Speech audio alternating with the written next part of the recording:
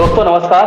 आप सभी के इस मंच पर जिसका नाम पंचायत हिंदी, बहुत बहुत स्वागत है। आज का विषय जो बातचीत के लिए हमने रखा है, ये इसलिए रखा है कि अमेरिका राष्ट्रपति चुनाव के लिए आज से मतदान होने की प्रक्रिया हो चुकी है और ये प्रक्रिया लगभग 20 दिनों की होगी और 20 जनवरी 2025 में नए राष्ट्रपति और उपराष्ट्रपति की शपथ ग्रहण समारोह आयोजित होगा। इस अमेरिकी राष्ट्रपति चुनाव के लिए डेमोक्रेटिक उम्मीदवार कमला हैरिस और पूर्व अमेरिकी राष्ट्रपति डोनाल्ड ट्रंप के बीच में कड़ी टक्कर है। अब देखना रहेगा कि क्या नतीजे आते हैं।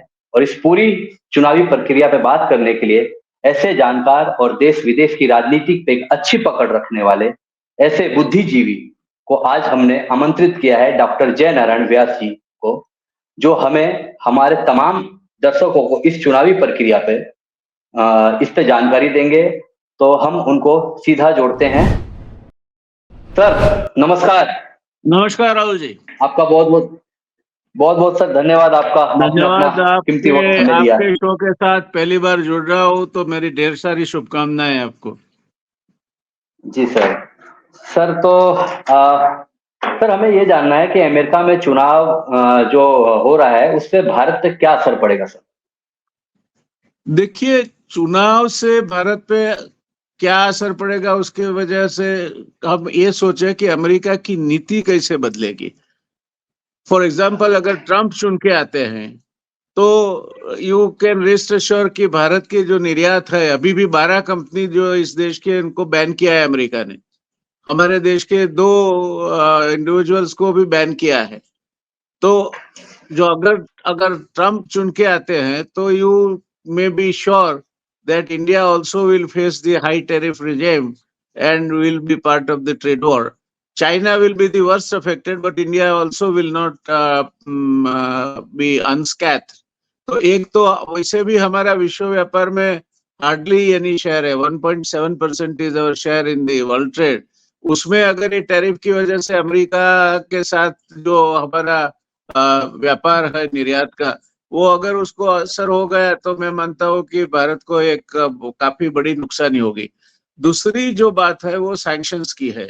इन्होंने 12 भारतीय कंपनियों को इसलिए इनकी ट्रेडिंग को बैन किया है, इनसे निर्यात को बैन किया है क्योंकि वो रशिया को माल सप्लाई करते हैं। अब आगे चल के ट्रंप अगर आए, मैं मानता हूँ ये लिस्ट और भी ज्यादा इसका विस्तार होगा। तो दोनों तरह से हम देखें तो ये एक मुद्दा है।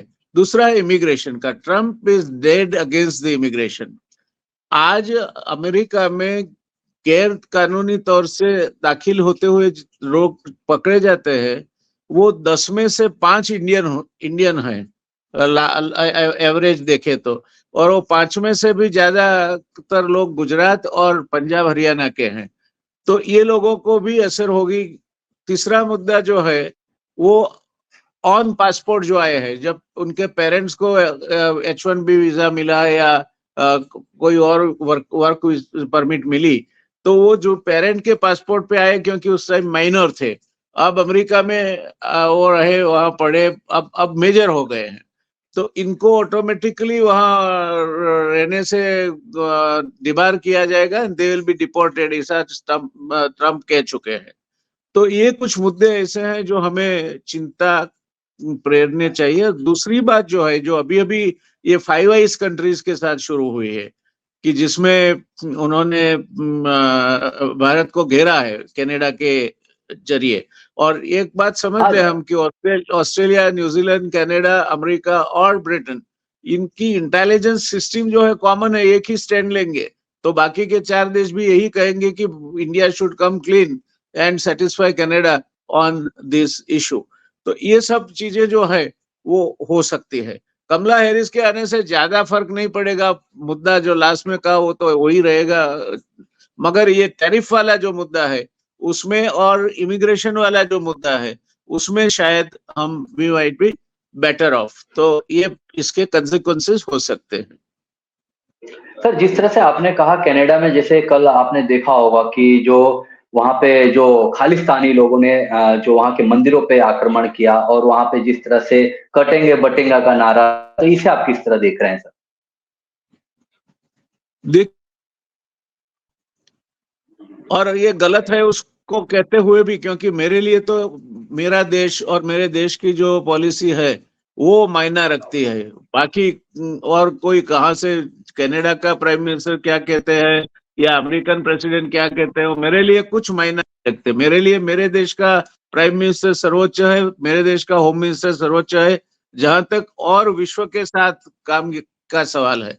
मगर जब आप एक हाथ से किसी को टच करते हैं तो वो उसका हाथ भी आपकी ओर बढ़ेगा। तो ये अभी खालिस्तान वाला जो है, क्योंकि ये जरूरी नहीं है कि वही अकेले जो हो, भारत के और भी जो लोग दुश्मन है वो इकट्ठे होके इसको हवा देने का प्रयत्न करेंगे। तो कनाडा में हमारे बहुत बड़े हित है। हमारे सबसे ज्यादा स्टूडेंट लास्ट ईयर इमिग्रेशन से अरे स्टडी परमिट पे वहां गए हैं। अब ये साल भी अब कोटा उन्होंने घटाए, फिर भी 3 लाख स्टूडेंट जाएंगे। तो कनाडा में फायदा है, देश बहुत बड़ा है और उनको हाथों की जरूरत है काम के लिए। तो हम हमें बैन कर देंगे तो और कहीं से चले जाएंगे, जगह तो होती रहेगी, खाना पूर्ति तो होती रहेगी। दूसरी बात यह है कि आप कनाडा में अगर पीआर ले लेते हैं तो वहां से फिर यूएस जाना इजी है। तो वो भी एक फायदा है हमारे लोगों को इमिग्रेशन के लिए। तो ये सब चीजों में ये 5 कंट्री वाला जो है वो हमें कहीं ना कहीं रास्ते में आएगा, और ये हमें डिप्लोमेटिकली निपटाना चाहिए। इसके सामने ये व्हाट्सएप यूनिवर्सिटी वाले जो लगे रहते हैं वो तो हमारे खिलाफ जाता है। व्हाट्सएप पे यहाँ बहादुर बनने से कोई फायदा नहीं है। This should be taken up at the highest level through diplomatic channels and may be through even behind the curtain background channels, कि जो कनाडा के साथ अमेरिका के साथ भी जो लोग जुड़े हैं, हमारे साथ भी जुड़े, उनको मीडिएटर बना के ये मसले को डिप्लोमेटिकली ही सॉल्व हो सकता है। उसके अलावा इसको सॉल्व करने का कोई रास्ता मुझे नहीं दिखता है।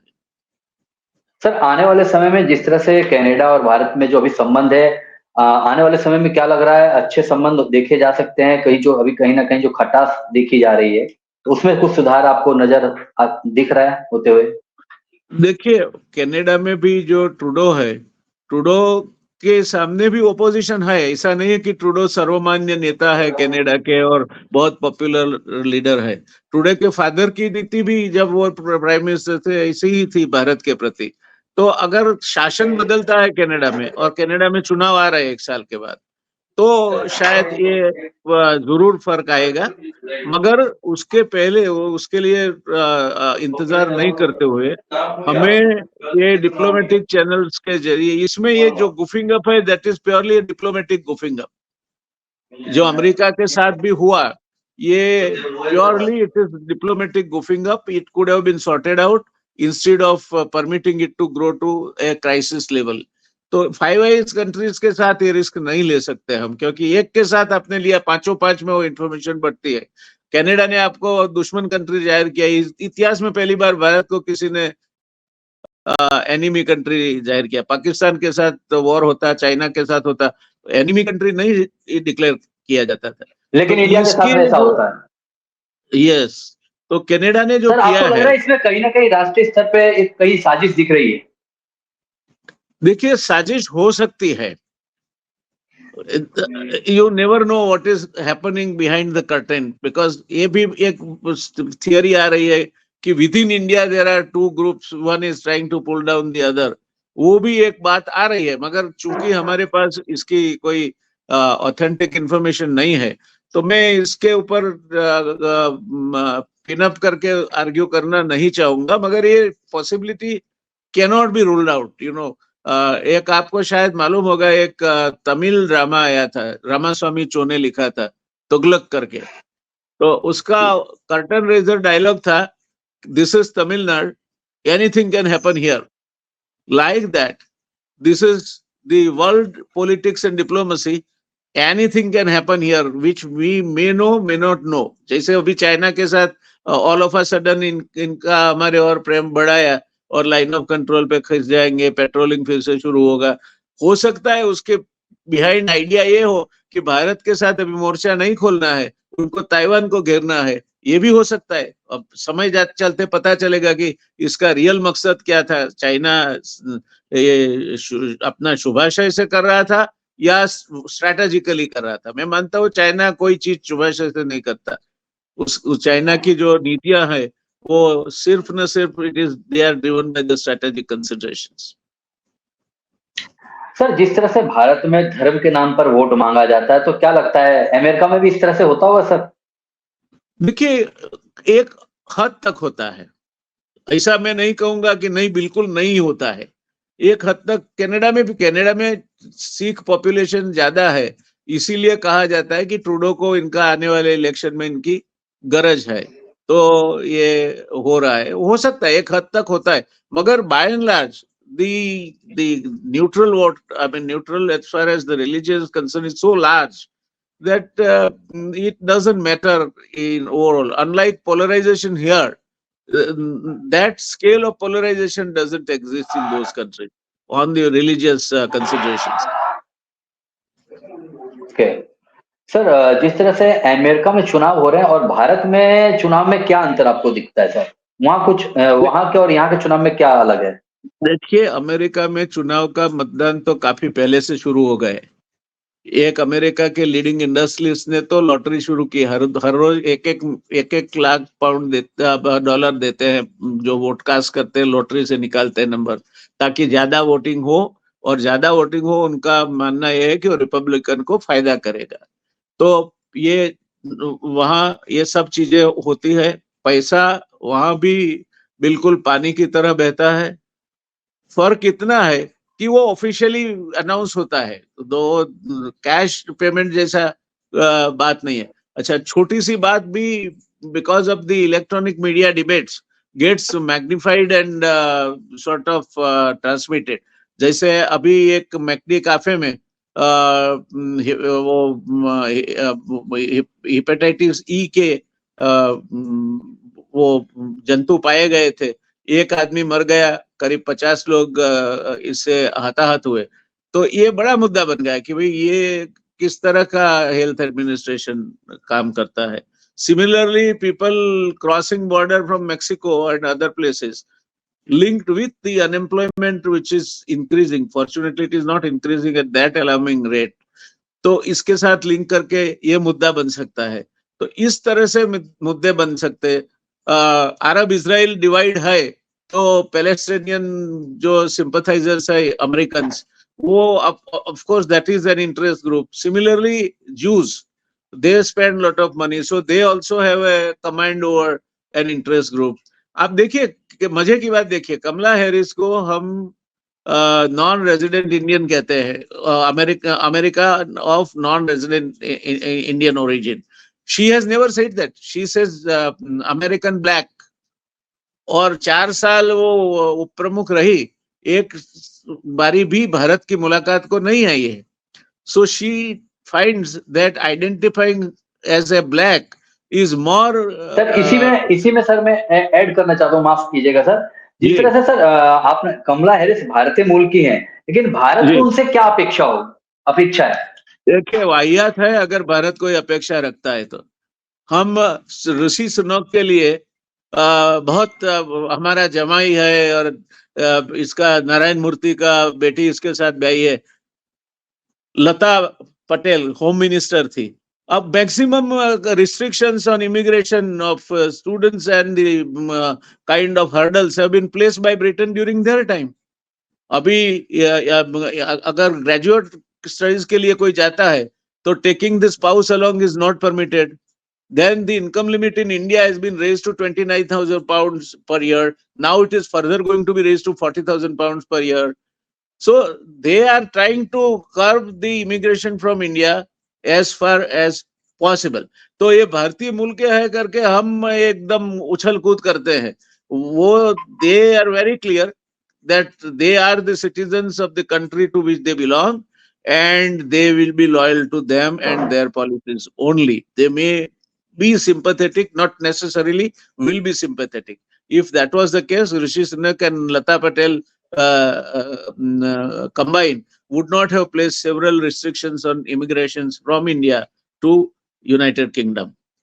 So ये हम जो बहुत बहाव में आ जाते हैं भावनाओं के, वो भावनाओं के बहाव में वो लोग नहीं चलते। और विदेश नीति का तो अर्थ ही यही है कि जो मेरे देश के लिए फायदेमंद है वो नीति मेरे देश की विदेश नीति है। मैं विदेश नीति कोई भावनाओं के लिए नहीं करता। सर, ट्रंप और कमला हैरिस के इन दोनों में से किसकी नीतियां ठीक हैं सर, इन दोनों में अगर कंपेयर किया जाए? जहां तक भारत का सवाल है, known devil is always better than unknown angel. Trump को हमने देखा है, ट्रंप कोई हमारे लिए कोई ज्यादा फायदा तो कराएगा नहीं। अभी उन्होंने जो उच्चार किया है उसके मुताबिक टैरिफ बढ़ेंगे, इमिग्रेशन पे काफी रिस्ट्रिक्शंस आएंगे, तो ट्रंप के आने से हमें फायदा नहीं है, नुकसान है। और तो सर कमला हैरिस आएगी तो भारत के लिए फायदा होगा? हाँ, क्योंकि डेमोक्रेट्स में काफी होल्ड है इंडियंस का। At least 5 or 6 senators will be prominent Indians who will get elected, जिसको वो समोसा कॉकस कहते हैं। तो ये फायदा है भारत को। तो मैं नहीं मानता कि ट्रंप के आने से, I am not talking about Republican party as a whole, but Trump has some very volatile thinking process and extreme steps. So even for the world peace, Trump getting elected as the president of United States may not be that कल उठ के कब वो Iran के अनुस्थान वो ठिकानों पे बमबारी करने के हुक्म दे दे, कोई पता नहीं, इसका ठिकाना नहीं है कुछ। तो वर्ल्ड पीस के लिए भी ट्रंप का चुन के नहीं आना अच्छी बात है, मगर परिस्थिति अभी यह है कि दोनों नेक टू नेक जा रहे हैं। अभी लास्ट एक आध दिन से things are little swinging in terms of the neutral states, but still one would keep his fingers crossed. Kamala Harris and Trump, they are going neck to neck. Sir, भारतीय मूल में सबसे ज्यादा पसंदगी किसकी देखी जा रही है, कमला हैरिस से या डोनाल्ड ट्रंप? देखिए, भारतीय मूल के लोग जो है ज्यादातर डेमोक्रेट्स हैं, ज्यादातर। तो obviously they are comfortable with Kamala Harris. अभी तो वहां एक दूसरा भी ध्रुवीकरण हो रहा है Rahul ji, gender polarisation. Huge percentage of ladies are going to vote for Kamala Harris, and huge percentage of males are going to vote for Trump because of male chauvinism. तो ये भी अमेरिका एक लेडी को अपना प्रेसिडेंट पसंद करेगा नहीं, वो भी एक मुद्दा, बहुत बड़ा मुद्दा होने वाला है। वो परिणाम आने पे पता चलेगा। अभी तक तो ऐसा लगता है कि they are going neck to neck with slight advantage to Kamala Harris, but then Hillary with every capability, she was doing fine, she was doing excellent debates, everything, but she the end run Trump trounced her because of perhaps she was the lady, and American mind is aggressive and male chauvinistic. So ये danger कमला Harris के लिए भी है। धन्यवाद sir, आपने अपना कीमती वक्त दिया और हमारे तमाम दर्शकों को आपने इस पे अच्छी जानकारी दी। My pleasure, thank you. तो दोस्तों, आपने सुना डॉक्टर जय नारायण व्यास साहब को, जो उन्होंने जिस तरह से अमेरिका में जो चुनाव हो रहा है उसके ऊपर आपको पूरी अच्छी तरह से आपको जानकारी दी। और हमारी ये बातचीत आपको कैसी लगी, हमें आप अपने कमेंट बॉक्स में कमेंट करके हमें जानकारी दें। नमस्कार।